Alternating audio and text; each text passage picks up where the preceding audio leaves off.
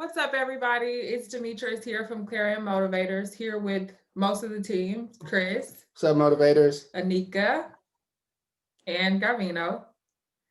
And How the you video doing? that we're going to do for this Motivation Monday, since it's the last Monday of 2020, is the lessons that we've learned from 2020. It has been an extremely different kind of year. And so we're going to tell you all the lessons that we learned, the best and worst parts for us. And we're going to bring some motivation and positivity at the end to prepare us for 2021. But before we do that, I want to ask you guys a question from the cup. And the way you answer the question is, what will motivate you most right now? You ready? You want to pull it? No, I'll pull it. Okay. Chris, I'll ask you first. If I could get it open. Don't rip it. Okay, what would motivate you most right now? Working more hours per day for fewer days, or working fewer hours per day, but for more days? So I would go with the fewer days, like working more hours. Working longer hours for fewer less days? Yeah, because I think that's kind of how my mind works. I like to knock as much stuff out as possible, and if I can do that in at least in 3 or 4 days, where I have 3 days to be with my family, I would rather do that. Okay. Anika?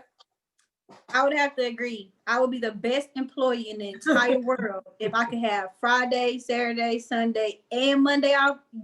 I would be the most productive person at anybody's company any day. So me the same. Work longer for fewer days. So you do like a 12-hour day if you only had to work like 2 or 3 days a week? Oh, girl, yes. 12 hours, and I would show up. I would be so. I say that, but then I probably would those 12 hours. I'd be like, oh, I don't want to go to work because you give me too much time off. But I'm like Chris, I can hit it hard, especially if I know that I'm going to have some extra days. Because that's the problem now is you hit it hard, but you hit it hard 5 days a week. And then your 2 days fly by. So if I can shorten it, I do 12 hours for 2 days preferably, or maybe 3. And then I'm out for the rest of the week. Don't call me.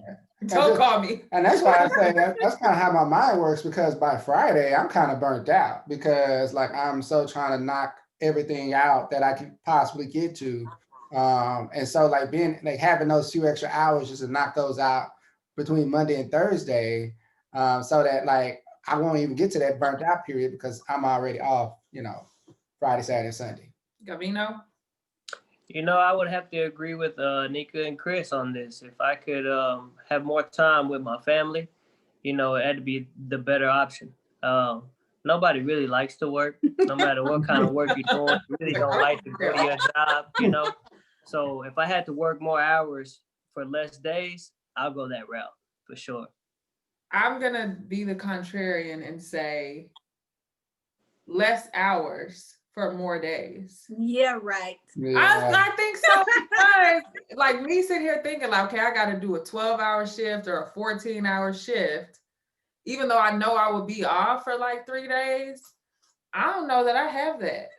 I give y'all a good solid 8 and then I'm out. And I feel like if I only had to work 2 hours, 3 hours a day, that's just like working part-time every day. Yeah. How about I just don't want to work no more? I think about like a 40-hour work week, right? Uh-huh. And so instead of doing 8 and 5 days, like 8-hour days for 5 days a 5, week. do 10 for 4. I mean, that's just an extra 2 hours each day. And then you get a whole extra day. But I'm just thinking yourself. like, okay, so I'm still supposed to squeeze in cooking dinner and doing everything. I'm now not going to get home until 8. And I still got to do my regular stuff. Well, yeah, I think there's ways around it. Or how about even, for me, I'm an early bird. So I would actually get into the office early so that like I'm not leaving like 8 o'clock. Maybe I can still get it in from, 6 to 6 or 6 to, You lost me at coming in earlier. So, yeah. How about you try it and let us know how it goes? Yeah. Y'all can try that at work 92 hours a day, and then I would work 2 hours and be at home ready. That's not possible. That's not possible. Okay, so 2020, man, It has been a year.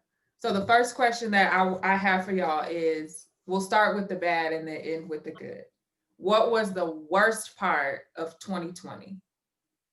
I think, Not all at once. You gonna go first? yeah, I can go Okay. first. Worst part. So obviously, it's the pandemic, right? That was the worst thing that happened, I think, to everybody. But specifically, like for us, I think it's just how it kind of upended, our family in terms of the kids and how they are now at home and not getting to be at school and daycare with their friends and doing the things that they are accustomed to. And I'm getting to see like every day how that's changed their lives. And like they have adapted to it and they have been troopers throughout this process, but just kind of seeing how that's basically then this pandemic then changed their life and what they knew before.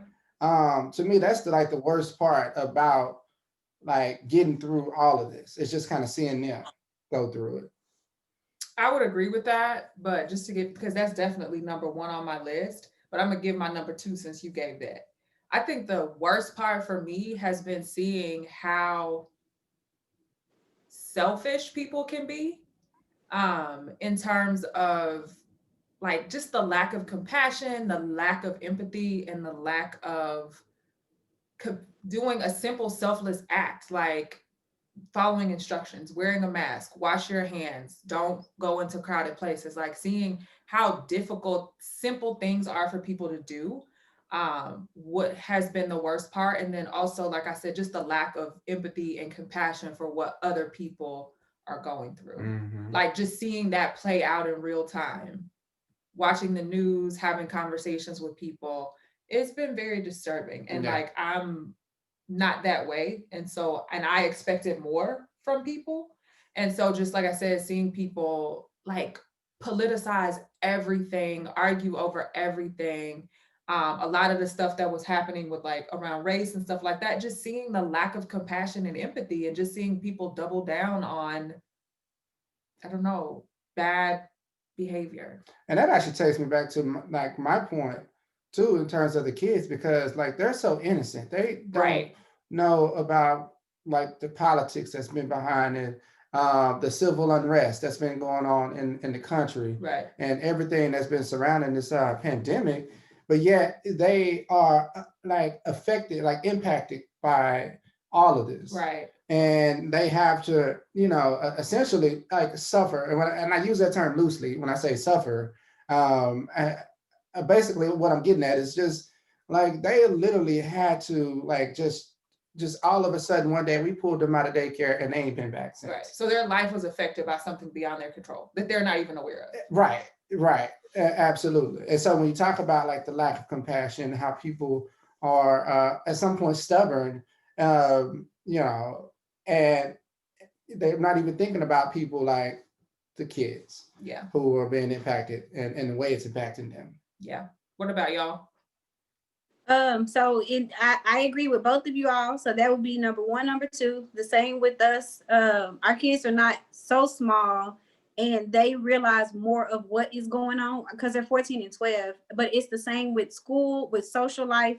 Like we love them to death, but that social part we can't necessarily give them. And so to watch them, especially my Gianna, who rarely gets out of the house, is to be so isolated has been terrible. And then the same with you, Michi. I 100% agree with you that it has been it's been the saddest thing that I've seen with people. And love thy neighbor, that just went right out the window because I can't even wear a mask. Even if I don't believe in it, I still would put it on because I want to protect you. So just to be selfless where you for something so small, it's amazing to me. But so then my number three is just the despair. This has been a very, very stressful year. Like mental health has been at an all-time just high. It brings it to the forefront more. So we are willing to talk about it a little more, but to have a pandemic and then you have a social unrest in a pandemic. So not only am I dealing with a virus that can take me out, but I'm dealing with some of the social injustice that the virus itself has brought light to.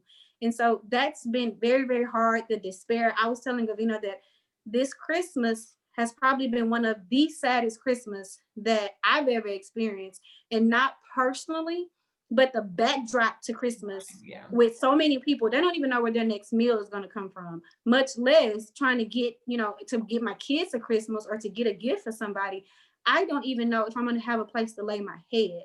So that much despair for so many people. And it's one thing that, and it kind of takes me back to how we can't be selfless and love one another. But this has been a pandemic that has affected us no matter your race, your color, your religion, and people of all colors, all races, all religions. We are all struggling. You can look around and there are people who are losing their homes. There are people who don't know where their next meal is going to come from. So this should have united us to show us that, hey, we are more alike than we are different, but that's not what it did.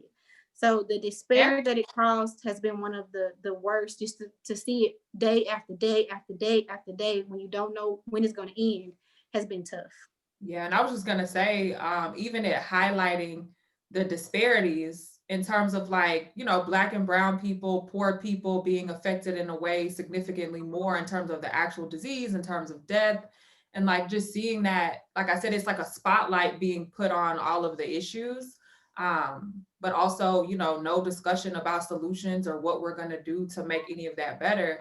It is, like you said, even though it doesn't affect you, I guess that's where empathy comes in, because you're like, well, I'm okay, we're okay. But me sitting and watching so many people in despair, like you said, watching that number go up from people who died. I remember seeing an article one day about refrigerated trucks outside of the medical examiner's office. And I was sad for 2 days and I couldn't figure out why. I was like, why am I sad? And I was like, oh, I recognized my mood change after I saw that article that had pictures of the refrigerated trucks. And it's just been knowing that this many people have been negatively affected by a virus, from the most extreme situation would be people dying to just we're saying, our kids not even being able to go to school, and as a parent feeling helpless because you can't really do anything about it and you're just making the best decision that you can for your own family. What about you, Gavino? Yeah, definitely would have to agree with all of y'all. Y'all all brought up some very valid points. But one of my top worst things for 2020 would have to be when my sister got COVID and she was admitted to the hospital, and everything that I was going through just came to a complete halt, and you realize how small or minute that your problems may actually be compared to someone else's. And millions of families have been affected in that matter. And that was probably one of the worst things by far for 2020. There's been a lot of crazy things happen, but that was the worst thing by far, because she's strong, she's a fighter, but this whole COVID thing, it just kind of is sporadic. It doesn't really have a designated person that it's going to take. So it could have been her. Thankfully, it was not her. She was spared, but that was the worst part.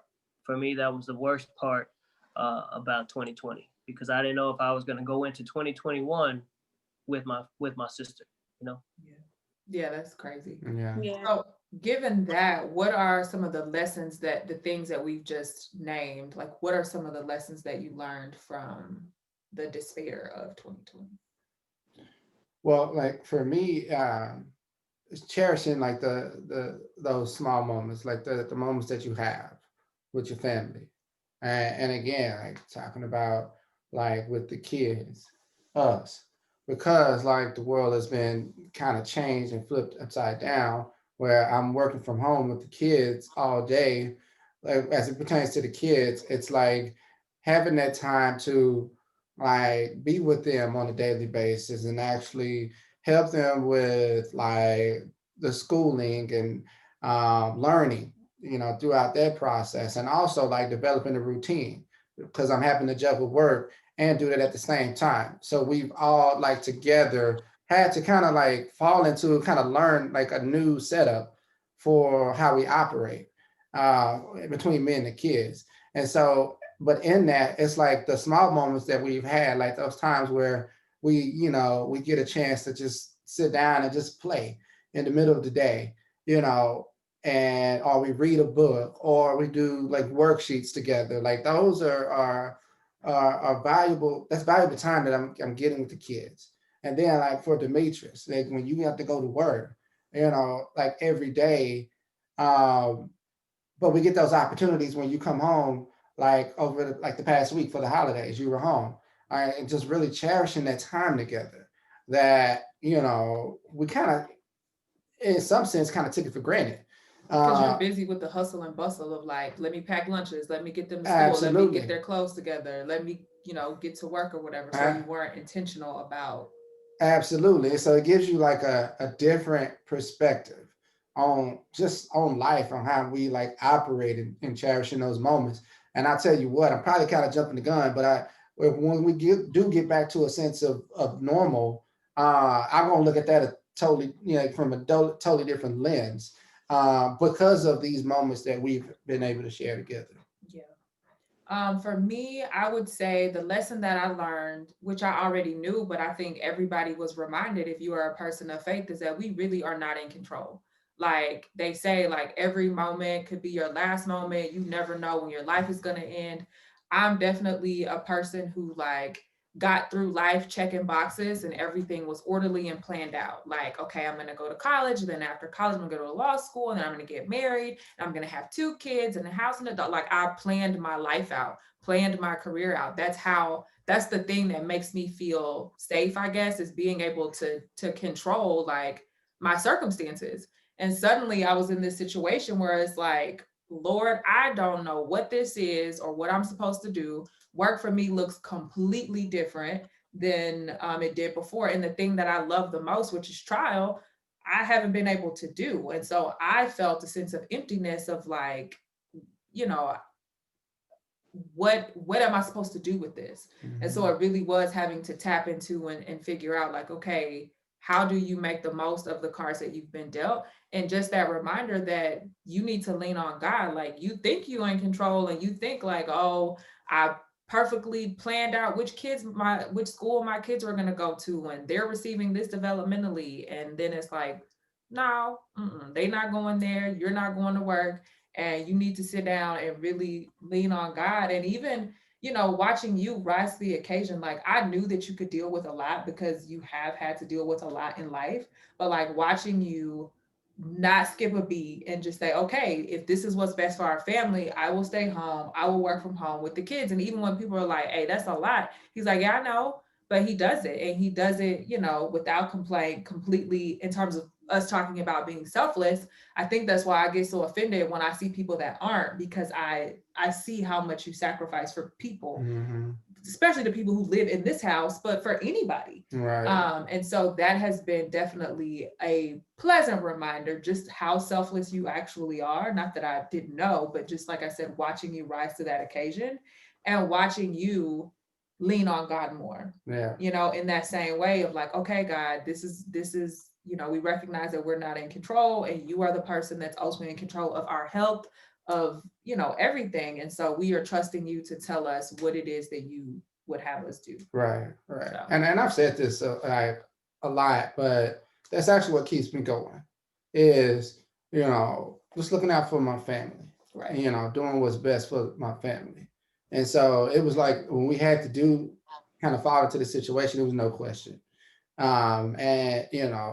And I was even got to the point to where like, look, if I have to sacrifice other things to do this is what's it's important to me. Right. And, like for the sake of like my family. And so that's what keeps me going like every day, getting through this pandemic and this situation. And definitely last thing for me, which I already knew, I preach all the time, but it was a lot of unlearning for me that had to happen, or a lot of letting go of like what the expectations are like society has, because there was a huge sense of guilt when we figured out like I was going to have to go to work in person and he was going to have to stay home with the kids, because in my mind I'm like, no, I'm supposed to do that. Like, and I felt like, well, the kids, when they think back on this time, they're going to be like, well, mommy was never there. And like, I felt like if it was the man that was going to work like that, that's what they supposed to do, so they wouldn't think about it. But then I was like, girl, no, like, first of all, my kids are really young and I don't even know that they will remember this.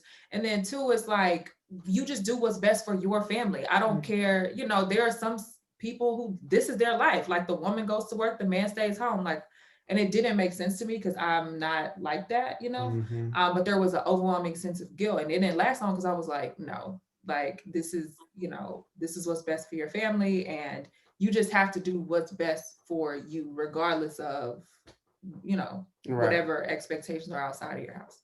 But what about y'all? What lessons have y'all learned from the bad parts of 2020? So with me and the despair, so I am a nurturer by nature. I can't help it. And it's a part of who I am. So sitting and watching despair like that, it bothers me. But what I have had to learn, and for all of those out in the world that's like me, is that you have to be a filter, not a sponge. And so although I'm seeing all of this badness, I have to, like you said, Michi, I am not in control, nor is it in my control. I can't fix it. I cannot fix it. And so I'm Mrs. Fix It. So if something's wrong, I feel like, okay, well, I need to fix it. There has been times where I've had to be okay to say this, we are in hands that are bigger than mine. We are in hands that his will be done, Anika. So wisdom to know, okay, change the things you can, but you have to accept the things that you cannot.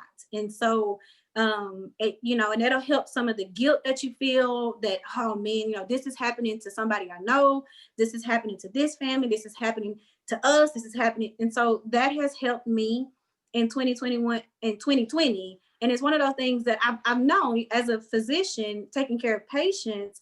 I can empathize, but I can't interject myself into every situation because I can't fix every situation. So I learned that in that context in work, but then to have to apply that in such just family, it's like, hey, Anika, you know, when I say I'm going to put you in my prayers, it's because I have to put you in hands bigger than mine, and I will keep you in my prayers. So I've learned to be a filter and not a sponge. Yeah, you know, and I can definitely relate to that, you know, Nikki, because I'm the same way. I've always been like a nurturer. And the thing too, just to add to that, why you have to, I guess I found my way of kind of becoming that filter is because I have to tell myself, on top of like the guilt, like not being guilty of like being able to help each other, but I don't have the capacity right now to help everybody else. So I had to, like, you know, say no a lot because I gotta hand this over to God because I can't help you right now because the little time that I do have, I'm just trying to like keep up and trying to maintain. I don't have that capacity to like be that for you like I normally would have, you know, prior to this current setup. Right. And just to piggyback off of that, Nikki, I think we talked about this before, but that mantra, literally, there were times where I would be like feeling something and I would have to say, like, this situation is in hands greater than your own. Just let it go because y'all are definitely nurturers at heart. And for me, I learned before the pandemic, but it was highlighted in the pandemic that I'm a healer, that I'm a person who likes to help people heal. Like, I want to help you with whatever it is that you're struggling with in life. Like, how can I be of service? How can I help? How can we talk through it? What, you know, conversations can we have, especially when it comes to emotional stuff? I'm like, okay, let's feel it. Let's feel all the feels. Let's talk about it. Don't sweep it under the rug. And so I had to ask myself this year, like, I love doing that, but one, you recognize that you can't do that all the time. Some people don't want you to do that. And then second of all, like, you just don't have the capacity to do it, which is kind of how this business was born, right? Like, it was Anika, like, okay, I have information, I can nurture, I can help people by just providing information.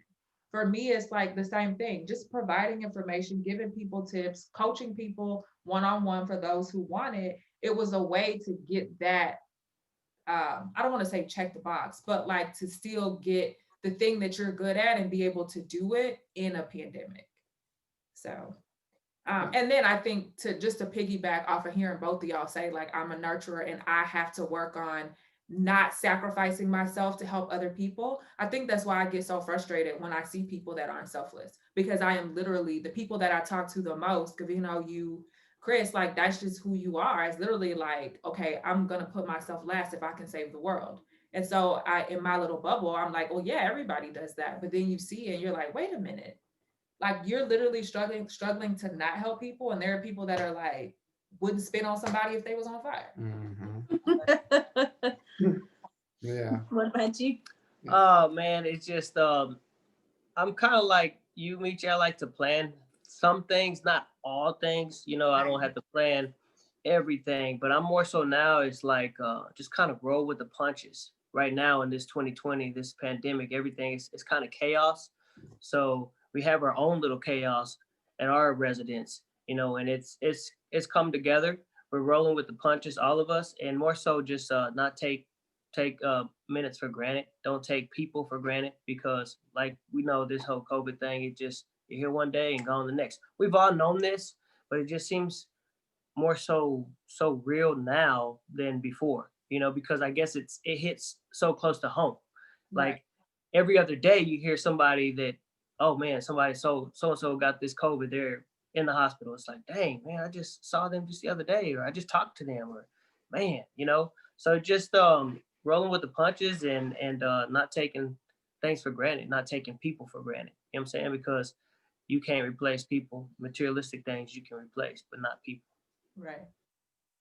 So what has been the best part, if there is a best part? What's been the best part of 2020 for you? I think you said spending time with the kids. Yeah, that's what I kind of alluded to earlier when I said I was kind of jumping ahead. It's just that spending that quality time with the family. So I won't belabor that point, but essentially like that's the number one thing for me. And if you can actually see the theme in all my answers today, is the thing that really, like, for 2020, it really like magnified for me is like family, my family. It's always been that case, but even more so like now, given like that, this is the first time I've ever experienced something like this. And so it's like, it's, I guess I'm willing to put everything to the side, put everything down. I would lose it all for my family. And so that's basically where all my 2020 has been focused on. Yeah. Same. And then to add to that, I think the best part, which also has kind of been the confusing part, is because work does look so different and I'm not like in trial, not, stressed when it comes to work. It's been just a calm, like, you go work your hours and that's really it. Like, I've never lived that life before. And so actually having time to do things that I like to do for fun. Like, I've read, I don't know how many books since the pandemic started, or us watching shows together at night because you're not traveling for work or in trial or doing depositions or whatever. It's been nice. That's been probably the best part, but it was also the biggest adjustment. Yeah. Which I think is kind of scary, because it's like, wait, how do we go back to the hustle and bustle of life after having an opportunity to see what it's like to not do that? But definitely, like, spending time together has been great. And then also, like I said, just being reminded of what makes me happy. Like, okay, you see, watching all this despair, you better do something to get yourself out of it. And so it's like, okay, what do I like? And that's, I started reading again. So that's kind of nerdy, but yeah, hey, it is what it is. Right. You gotta make it. Right. For me, it's two big things, and one of them you all have touched on is the same with family. And for me, when I say family, so we are interwoven, like we are connected with our family. When I say family, or when we say family, it's not just mom, dad, daughter, son. right. Sisters, it's cousins, it's parents, because we are so interconnected. But one thing with that 2020 did was that's our circle, that's our support, that is who we draw on. 2020 separated that for us, and now it became, hey, it is mom, dad, daughter, and son. And so we found ourselves in situations where we would have been with the entire family, it's just the four of us. And getting to the best part of that is because we had to do things and learn things that we had never had to do before, because we would always lean on somebody else to do it. So one thing, Thanksgiving, we didn't get together for Thanksgiving. For my side, we Zoomed Thanksgiving. And then for Gavino's side, they FaceTimed us and we said the prayer with them, and that was it. But Gavino fried a turkey. Now, with Gavino frying a turkey, the tradition is for the last 4 or 5 years, he gets up in the morning, he fries a turkey, but he goes over to his dad's house. And his dad, that's time they spend. He walks him through like it. A traditional thing. Yeah, he walks him through it, and he comes home with a turkey. And so we'll have a fried turkey over at the in-laws' house, and we'll have a fried turkey for over at our house. But this year, it's, God prepares you, and you don't know that that's what you're being prepared for, because all those years he's soaking up that knowledge. He was on his own, per se. His dad was only a phone call away, but he was on his own to fry that turkey for us. And so he fried that turkey for us, and it was delicious. It was delicious. And so, we shouted out to his dad and said, you taught him well. The man that you were grooming him to be, 2020, it shows you the man that you raised. And I'm proud of the man that I see. And I can only imagine how his parents are, and his, to watch the man grow up and take over his household and lead his household when you have to step up. So when I say family, I really do mean my immediate my husband and my 2 kids, where we've had to kind of be each other's rock, and we've had to do things that we've never done before. We don't complain. Our kids do not complain. And I know it sucks. They don't complain, and we get through it. So that's one good part about 2020. And the other thing is self-care. I learned this year that self-care is not selfish. Like I said before, I am a nurturer. So I always put somebody else before me. And so when I put myself first, which I never have until this year. So it's crazy because I'm sitting here, we're in the pandemic, but I, for once in my life, put myself first. And I have felt like a weight was lifted off of my shoulder. If I passed away today, then I know I accomplished all that I was supposed to, because I really do feel so good that I took care of myself. I took care of my mental health. I removed myself out of a situation that was wearing me down. And I would have kept pushing and pushing and pushing, but I watched myself slip. And so finally I said, you know what? I'm going to put me first, even though this decision is going to affect many, many, many, many. Right. But at the end, I can walk away knowing that I saved myself. Right. So that's been the best part. Yes, I can. Yes, amen to that. She preaching over Chris there. said that's a word. That is a word. When I say like reading, cooking, that's what I'm talking about. Like when you figure out like, okay, what makes me happy? What those moments where you're just checking in with yourself. Like, okay, what do I need and what is affecting me and what can I get rid of? That you just put all that in a nice little word. Amen. Yes, yes. Like, say it louder for the people. The other day, he was talking to our daughter who's 5, about to be 5, and he was telling her about self-care. And he was actually like, I don't remember how it came up, but I remember looking back and he was like, yes, you take care of yourself, self-care. Yeah. And I'm like, look at you. Because he's like you, Nikki, that he would literally like drown while he's trying to hand everybody else the life jacket. Yeah. So to see both of y'all just be like, y'all know what? This ship is sinking and I'm jumping off. Hey, yeah. I respect it. Yeah. No, actually that example is what happened is my daughter, because I am with them all day. So you left. I was getting ready to go to the store. I was running to the store to go pick up something real quick. And she said, Dad, I want to go with you. And I was like, almost said yes. I almost said yes, because that's my natural knee-jerk reaction. I said, you know what?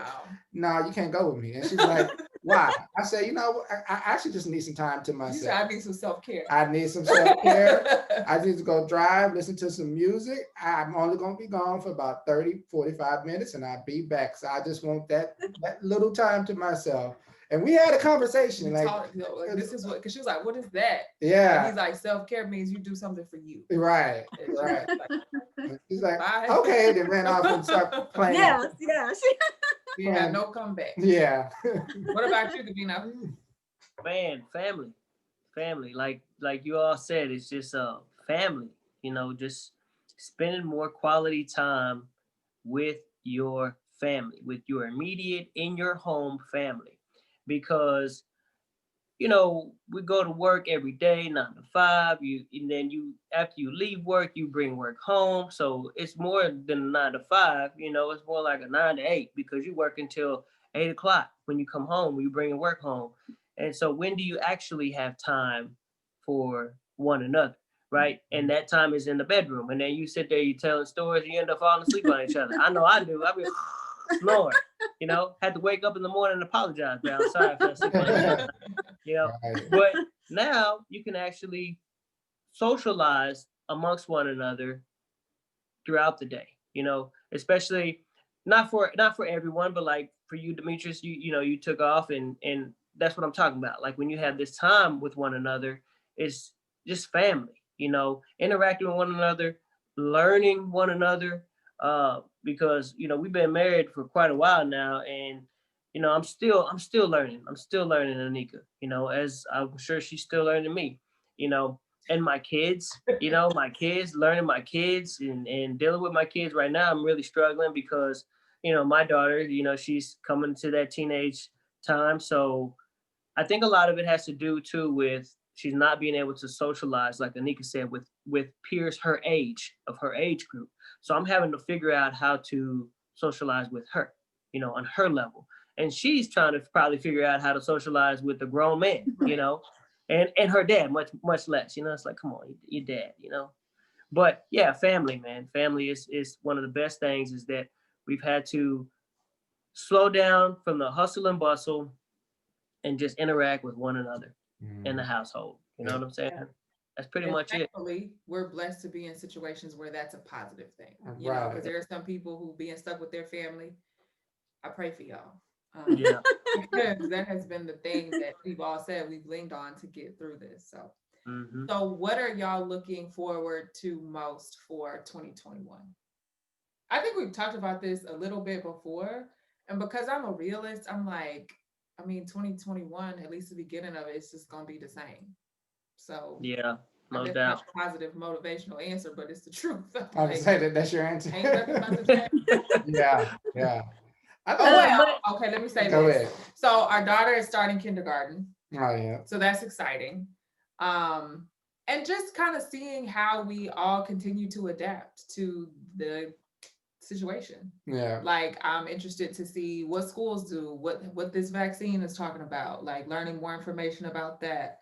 And obviously like spending more time together. And I think like everybody has said, moving forward, regardless of what the situation is, self-care is a priority and family is a priority. And everything else can take a backseat. So I'm looking forward to continuing to implement that Yeah. next year.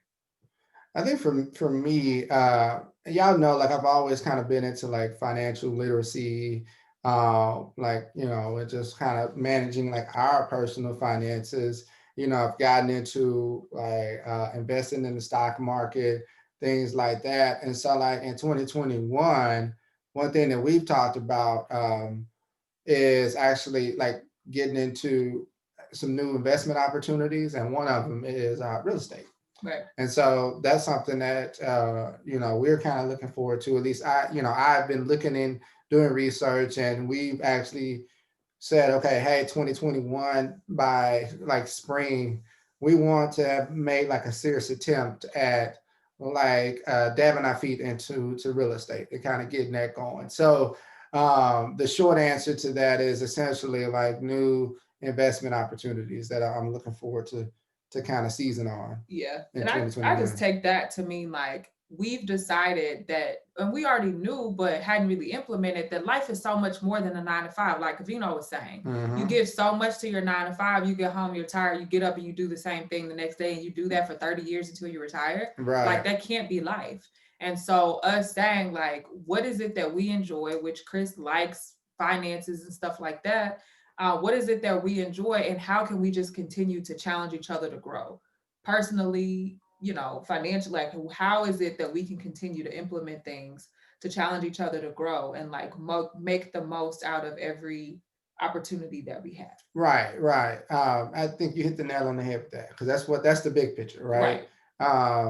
You know, we talked about like creating that generational wealth, kind of going beyond what we were accustomed to growing up, because that's what we saw. our families taught us, like, get a good job, work there till you retire, and, and go ride off into the sunset. Right. And now our perspectives have changed.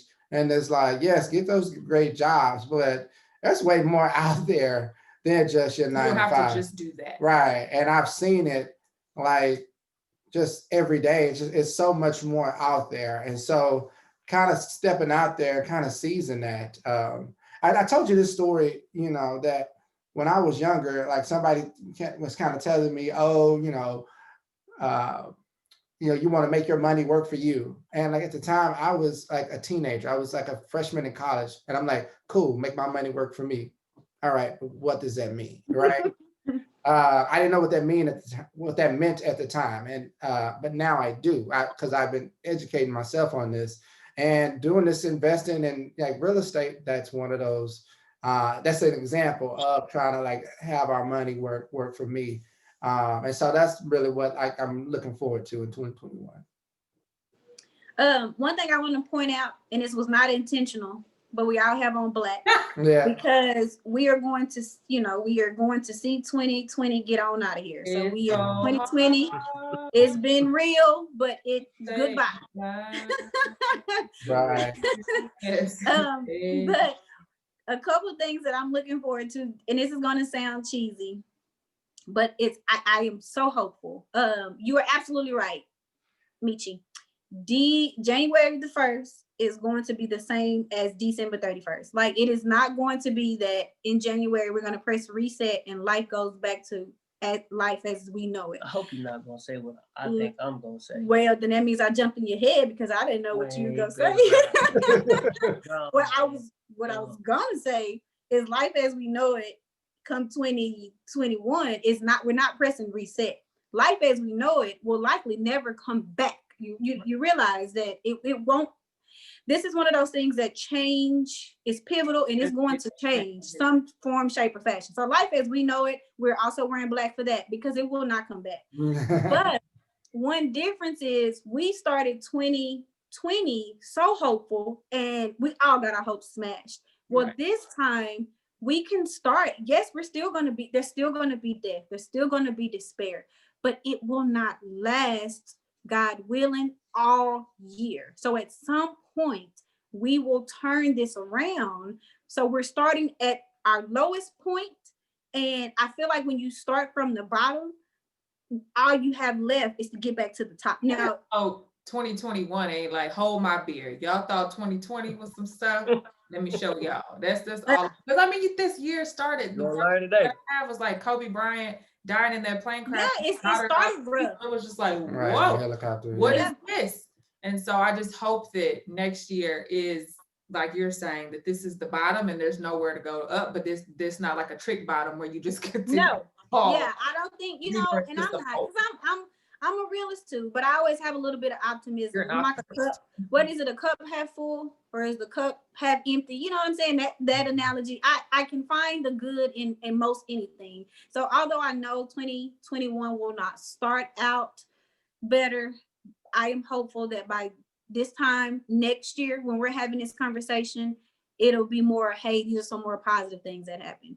Yeah. And then the other thing is, so professionally for Gavino and I trip out because we are young. We're not that old, but Gavino has probably had more work history than all three of us put together. And myself, I've always been one, kind of like you are, what you said, you get a job, get a good job, and that's where you stay forever. I've never thought in my life, well, what happens if you feel like that job is complete? Like, what happens if you feel like your purpose is served and there's something else out there for you to do? So I am more than excited to see professionally for Gavino and I, because I kind of feel like our purpose, God led us to our purpose and we put our whole heart into it, but it's almost like we got a clean slate. So 2021 professionally, we can kind of pick what is it that we want to do professionally.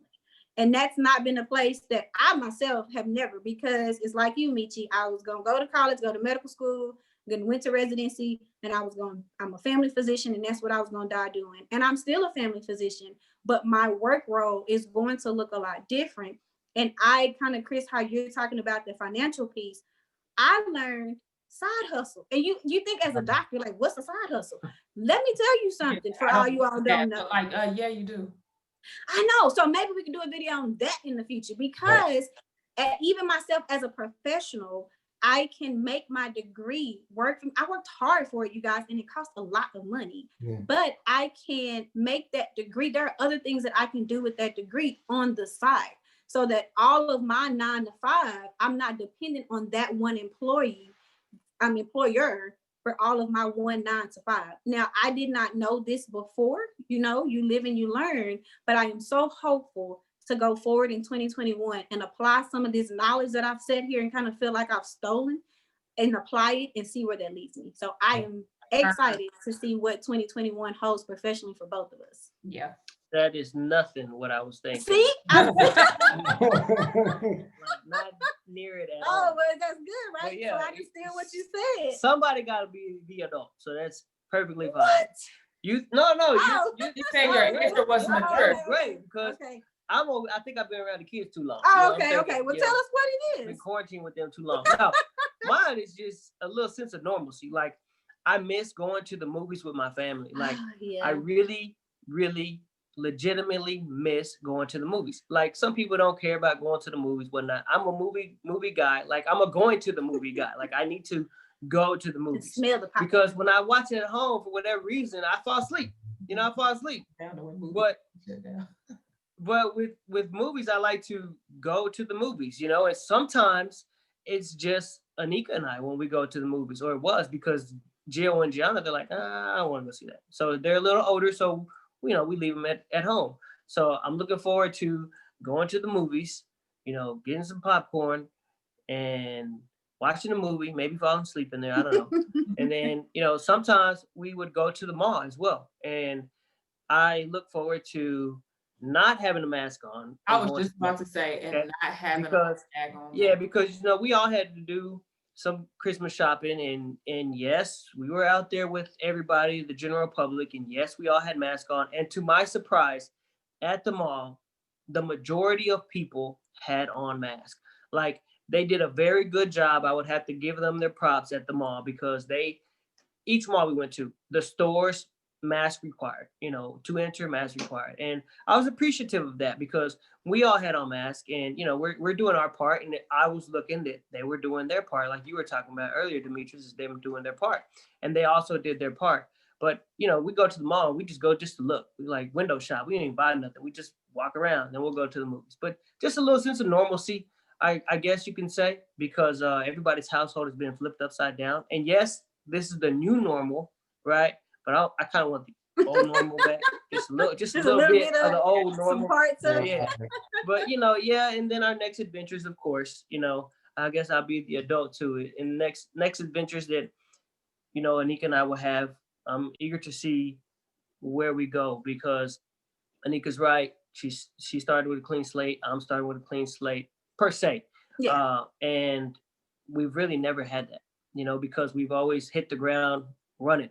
We had kids at a young age. We've been working like you guys. Y'all been working. We've been working in this job. Okay, doing this thing, just making that money, doing that 9 to 5 thing. But now we kind of have this clean slate, so to speak. But I will say something else, going back to a sense of normalcy and going back to what we've said before we end this. There's a movie that came out. I'm not going to say the name of it, but there's a movie that just came out. We watched it, and it was a very good movie. It's an animated movie. And it's a very good movie, because in the movie, the man thought he had been living. He thought he had been living. Okay. And until he died.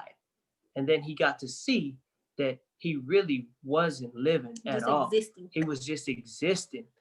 So they gave him a second chance. And so then he swore that he was going to live his best life. He was going to live and actually take in every moment and live. That was a really good movie. It's an animated movie. It's out now, so check it out. If I can piggyback off of just real quick, because when Gavino said that, it made me think my mantra for 2021 for Gavino and I is that we're going to do, for the first time, what makes us thrive and not just survive, because that's what we've been doing. That's what we're conditioned to do. That's the bloodline we come from, is you're going to do what you have to survive. But this is one time where I'm seeing it's more to life than just surviving. And God, thank you. But I'm going to, this year, we are going to 2021, we're going to do what makes us thrive and not just survive. Yeah. It's funny because all of the mantras that y'all are sharing is definitely the heart of why we decided to do Clair Em in the first place. And so it was, using ourselves, our lives, the knowledge that we've acquired to help people live their best lives and to encourage, motivate, and inspire other people to thrive. Like, there's so much more to life than most of us ever even recognize. And so if we can do our part to implement that in our own lives, and then also, help people along as we continue to move forward, then I feel like our life's mission has been accomplished. And so with that, Happy New Year, everybody. We are wishing Happy you all New Year. prosperity and normalcy and just nothing but blessings in 2021. And we will see y'all next year. Bye. Peace. Bye.